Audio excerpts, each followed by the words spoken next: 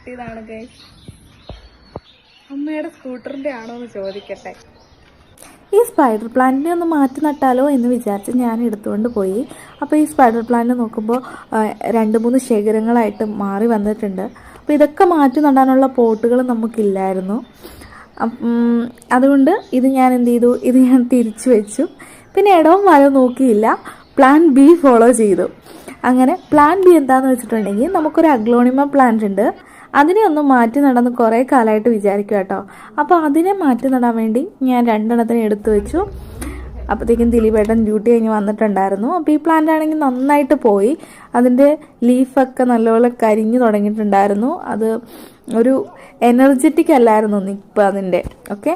അതുകൊണ്ട് ഇതൊട്ടും ബുഷി അല്ലായിരുന്നു. അപ്പോൾ ഇതിനെ ഒന്ന് മാറ്റി നടാൻ വേണ്ടി വിചാരിച്ചു.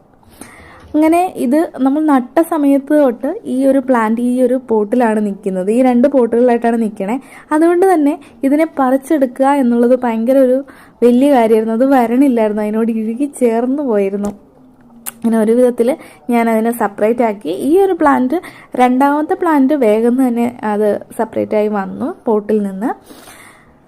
അഗ്ലോണിമ പ്ലാന്റിൻ്റെ ഈ വെറൈറ്റിയുടെ പേരാണ് aglaonema lipstick single stem plant. Aglaonema എന്ന് പറഞ്ഞിട്ടുണ്ടെങ്കിൽ അസേരി സസ്യ കുടുംബത്തിലെ ഇലച്ചെടികൾ എന്ന വിഭാഗത്തിൽ പെടുന്ന ഒരു സസ്യ സമൂഹമാണ് അഗ്ലോണിമ.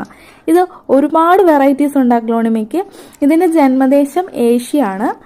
ഇതൊരു അലങ്കാര ചെടിയായിട്ടാണ് നമ്മൾ വളർത്തി വരുന്നത് ഓക്കെ. ഇത് ഏകദേശം 1 സെന്റിമീറ്റർ വരെയാണ് പൊക്കം വെക്കുന്നത്, 1 മീറ്റർ വരെയാണ് പൊക്കത്തിൽ വളരുന്നത്.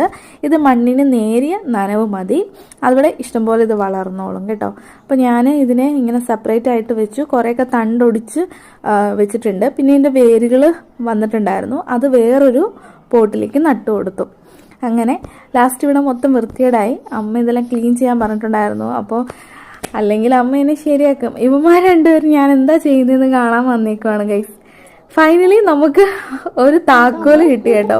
അത് അമ്മയുടെ പണ്ടത്തെ